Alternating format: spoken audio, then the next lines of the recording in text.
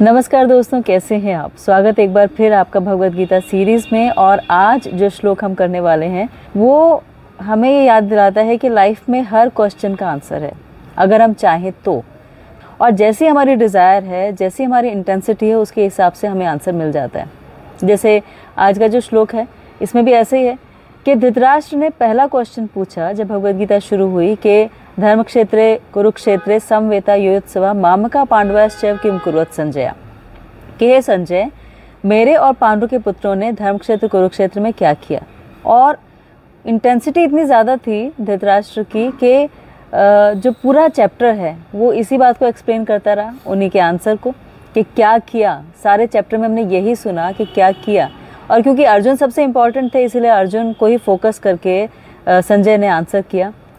तो जब भी लाइफ में हमें ऐसा लगे कि हमें कुछ ढूंढना है, we are seeking something, we want to know something, बस उसे बहुत ज़्यादा सोचना शुरू कर दीजिए, उस पर मेडिटेट करना शुरू कर दीजिए और आपको खुद ब खुद उसके आंसर्स मिलते जाएंगे। या तो अंदर से आएंगे या फिर कोई ना कोई बाहर से आपको ऐसा मिल जाएगा जो वही कहेगा जो आप सुनना चाहते थे। या फिर आप कोई किताब पढ़ेंगे तो आपको एक वो पैराग्राफ या एक सेंटेंस, एक वाक्य ऐसा मिल जाएंगे जो आपके उस क्वेश्चन का आंसर है। तो सारा का सारा जो खेल है वो ये है कि हम कितना ज़्यादा उस आंसर को ढूंढना चाह रहे हैं, उसे पाना चाहते हैं, हमारी कितनी इंटेंसिटी है और उसके हिसाब से वो आंसर मिलता है। अब ये जो श्लोक है इसमें संजय जो हैं वो धृतराष्ट्र को ये बताते हैं कि अर्जुन ने फाइनली क्या किया और अपना गांडीव छोड़ दिया। ये भी उन्हें इंटीमेट करते हैं क्योंकि क्वेश्चन ही सिर्फ इतना सा था वैसे तो कि इस धर्म क्षेत्र में जो पांडु पुत्र हैं उन्होंने और मेरे पुत्रों के बीच में क्या हुआ। तो यहाँ पर क्या हुआ लास्ट में कि अर्जुन ने गांडीव छोड़ दिया, तो वो इनएक्शन मोड में आ गए। अर्जुन ने गांडीव जब छोड़ा तो सोचने की बात यह है कि जब अर्जुन आए थे युद्ध करने के लिए तो पूरा तैयार होके आए थे। ऐसा तो है नहीं कोई ज़बरदस्ती किडनैप करके उनको ले आया था, तैयार होके आए थे, सोच के आए थे, जानते थे युद्ध का परिणाम क्या होगा। लेकिन फिर यहाँ पर आकर क्या हो गया, क्यों ऐसा हुआ कि अर्जुन को लगा कि शायद ये मेरी जगह नहीं है। और ऐसा हमारे साथ भी होता है, कभी हम इंटरव्यू देने जाते हैं या हम कहीं पर पहुंचते हैं या हम किसी से बात कर रहे होते हैं या कोई एक नई रिलेशनशिप बनाने वाले होते हैं और एकदम सब तैयारी ठीक ठाक है, सब कुछ अच्छा है, लेकिन फिर एकदम से मन में आएगा कि पता नहीं ये मैं करने जा रहा हूँ ये ठीक है कि नहीं। एक इनडिसाइसिवनेस आ जाती है। जानते हैं क्यों आती है इनडिसाइसिवनेस? आती है हम जो चीज़ों को परसीव करते हैं उसकी वजह से, कि कैसे परसीव कर रहे हैं। और उसके तीन तरीके होते हैं, एक होता है प्रत्यक्ष प्रमाण, एक होता है अनुमान प्रमाण और एक होता है शब्द प्रमाण।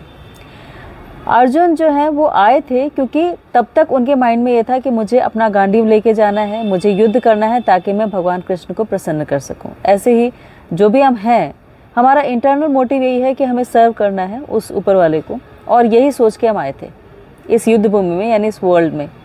लेकिन यहाँ के क्या हुआ, हमें दो चीज़ों ने हमारी परसेप्शन को चेंज कर दिया। एक था प्रत्यक्ष प्रमाण, एक था अनुमान प्रमाण।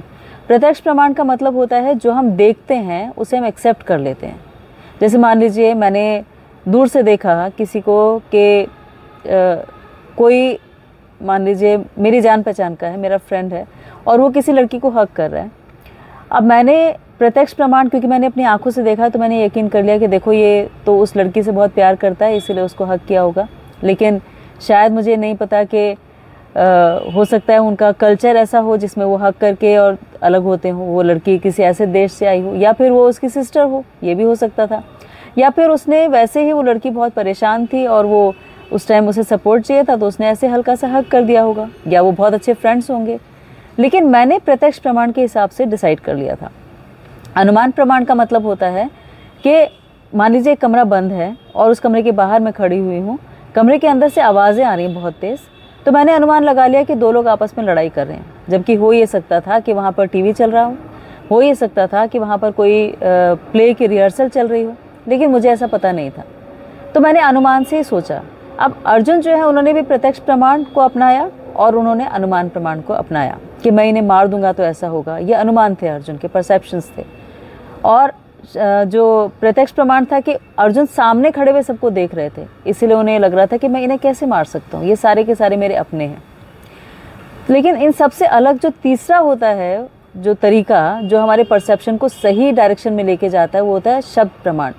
शब्द प्रमाण का मतलब होता है जब हम किसी से सुनते हैं, समझते हैं, गाइड गाइडेंस लेते हैं या कोई हमारे गाइड होते हैं, तो वो शब्द प्रमाण अर्जुन के परसेप्शन को चेंज कर देंगे, क्योंकि अब जो अर्जुन विषाद योग है ये तो यहाँ पे ख़त्म हो गया। इसके बाद अब भगवान बोलना शुरू करेंगे, अर्जुन अपनी क्वेरीज करेंगे और फिर शब्द प्रमाण के माध्यम से वो सही तरीके तक या सही डिसीजन तक या सही निर्णय तक पहुँच पाएंगे। तो इसी तरह हमारी लाइफ में भी अभी हम क्या कर रहे हैं, हम प्रत्यक्ष प्रमाण यानी हमें जो दिखाई दे रहा है कि अच्छा भगवत गीता पढ़ना उसने पढ़ी थी और वो सब कुछ उसने छोड़ दिया और वो सिर्फ भक्ति करने लग गया, तो ये मेरे लिए नहीं है, ये हमारा प्रत्यक्ष प्रमाण है।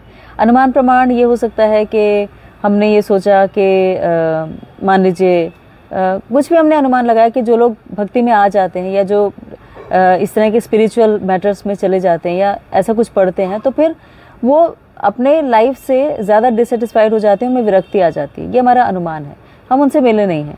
लेकिन शब्द प्रमाण का मतलब होता है कि जब हम कस्टमाइज तरीके से उसे पढ़ रहे हैं और हमारी लाइफ में क्या एप्लीकेबल है, क्या सही है या क्या हमारे लिए बना है, उसे हम समझ पाते हैं। तो भगवत गीता पूरी पढ़ते पढ़ते हमें भी ये क्लियर हो जाएगा कि ये कौन सा परसेप्शन है जिससे मुझे समझ के इसको अपनी लाइफ में उतारना है।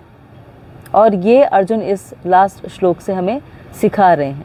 तो श्लोक क्या है?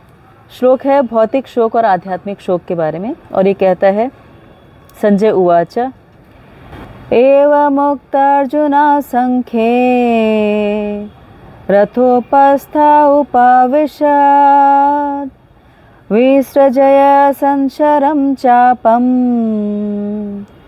शोक संविघ्न मानसः।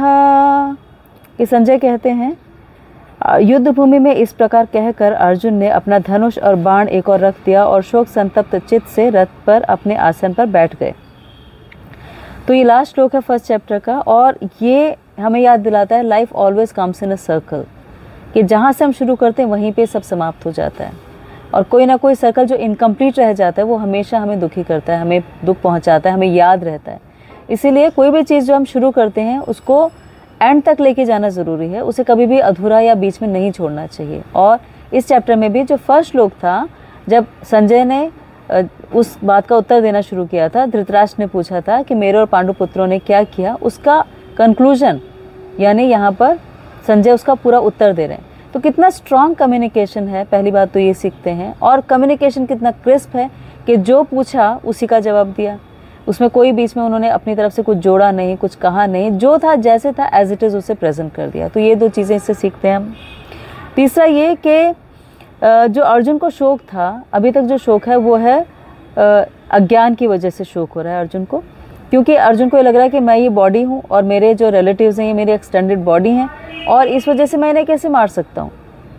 और लास्ट में अर्जुन को लगेगा कि मैं जो इतने पाप कर्म करते आ रहा हूँ, मैंने इतना टाइम वेस्ट कर दिया, तो क्या फ़ायदा, कम से कम मैं कुछ ऐसा कर लेता जिससे कि मैं भगवान कृष्ण को, जो मेरे मेंटर हैं, जो मेरे स्पिरिचुअल गाइड हैं, उनको मैं प्लीज़ कर सकता, उन्हें मैं खुश कर सकता। तो मैंने अपना इतना सारा टाइम वेस्ट कर दिया। तो शोक तो अभी भी है और शोक तब भी रहेगा, लेकिन उसका जो इंटेंशन है, जो टेंडेंसी है, वो चेंज हो जाएगी। तो ये हम इसमें देखते हैं।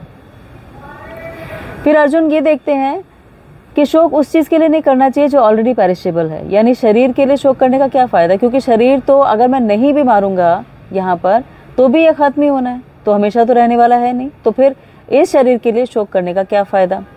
फिर अर्जुन ये समझते हैं कि अगर मैं वास्तव में ये हूँ ही नहीं तो फिर मुझे इनके शोक की ज़रूरत ही क्या है, क्योंकि मैं अगर खुद बॉडी नहीं हूँ और ये भी बॉडी नहीं है और हम अगर आत्मा है तो हम तो हमेशा ही रहेंगे, तो फिर भी मुझे शोक नहीं करना चाहिए। ये अर्जुन को समझ में आता है। तो पूरा का पूरा जो चैप्टर है, इस चैप्टर में अल्टीमेट जो कंक्लूजन निकल के आता है वो कि अर्जुन इस समय जो इतने शोक संतप्त हैं और परेशान हैं, उन्हें लास्ट में समझ में आएगा कि जिसे मुझे प्लीज़ करना चाहिए था, जो मेरे अल्टीमेट बेनिफैक्टर हैं, जिनसे मुझे सबसे ज़्यादा खुशी, जो मेरी शुभचिंतक हैं, मुझे खुशी देने वाले हैं, उनको प्लीज़ करना इम्पॉर्टेंट है बाकी सब चीज़ों से ज़्यादा। और अगर मैं उन्हें प्लीज़ कर देता हूँ तो फिर सब चीज़ें ठीक हो जाएंगी, यानी यस्मिन् तुष्टे जगत तुष्टम, कि अगर आपने पेड़ की जड़ में पानी दे दिया तो फिर फल फूल और सब पल्लवित हो जाते हैं।